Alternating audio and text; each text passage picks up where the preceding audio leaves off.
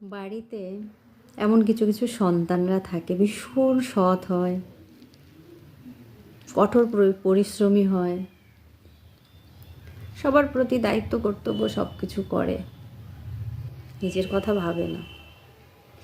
বাবা মা ভাই বোন সবাইকে মানুষ করছে, সবার প্রতি দায়িত্ব কর্তব্য সব কিছু পালন করছে।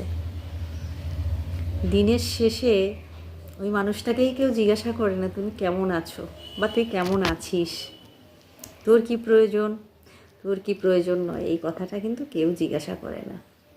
উল্টে সবাই যখন সবার জায়গায় চলে যায়, সবাইকে যখন সেই জায়গাগুলো সেই সন্তান তৈরি করে দেয়, দায়িত্ব কর্তব্য সবটা করে, তারপরে তাকে শুনতে হয় পাল্টে গেছিস, বদলে গেছিস, কি করেছিস, এটা কেন হলো না, ওটা কেন দিলি না, এটা কেন পেলাম না, এটা কেন করতে পারলি না, এই কথাগুলোই শুনতে হয়।